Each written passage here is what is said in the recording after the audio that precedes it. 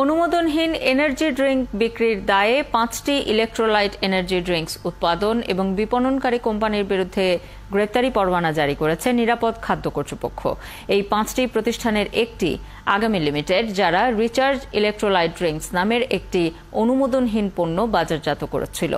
জানা গেছে এই প্রতিষ্ঠানটি মূলত ব্রিটিশ আমেরিকান টোব্যাকো বিএটির একটি সহযোগী প্রতিষ্ঠান। আগামীর ক্ষেত্রে ওয়ারেন্ট ইস্যু হওয়ার পরে পুলিশ বিষয়টা তদন্ত করবে। আসলে যার বিরুদ্ধে ওয়ারেন্ট ইস্যু হয়েছে তাকে কোথা থেকে তাকে টেস্ট করা এবং তাকে অ্যারেস্ট করে নিয়ে আসা। মামলার নথি বলছে আগামী লিমিটেডের সিইও সরজিৎ বড়াল। ঠিকানা ট 131 ওয়াকিল টাওয়ার, মধ্যবাড্ডা, লিংক রোড। যদিও এই ঠিকানায় প্রতিষ্ঠানটির কোনো অস্তিত্ব মেলেনি। ওনাদের যত কুরিয়ার এটা সেটা সব আসে আমাদের এখানে। আসলে বেশিরভাগই আপনার ওনারা এখানে বসে, যেমন 2টা ডেস্ক নিয়ে কি 5টা ডেস্ক নিয়ে কি একটা রুম নিয়ে এইভাবে বসে। প্রতিষ্ঠানটির আরেক ঠিকানা বনানীর 21 নম্বর রোডের 55/B। তবে এখানেও নেই প্রতিষ্ঠানটির অস্তিত্ব। আগামী লিমিটেড যে চলে গেছে, এখনো আগামী লিমিটেডের খুঁজে এখানে লোক আসে এখনো প্রচুর। টোবাকো কোম্পানির সিস্টার কনসার্ন হিসেবে আমার জানা মতে আবেদন করেন, হতে পারে ওরা আলাদা নামে করতে পারে, এটা আমার জানা নেই। আগামী লিমিটেডের সিইও সরজিৎ বড়ালের লিঙ্কডইন প্রোফাইল অনুযায়ী তিনি বহুজাতিক cigarette company British American tobacco কোম্পানির একজন প্রকল্প কর্মকর্তা।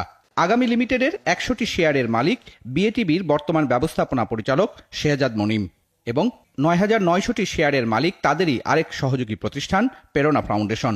প্রেরণার মনোনীত প্রতিনিধি হিসাবে আগামী লিমিটেডে আছেন বিএটিবির উচ্চ পদস্থ কর্মকর্তা মুবিনা আশরাফ সহ 3 জন।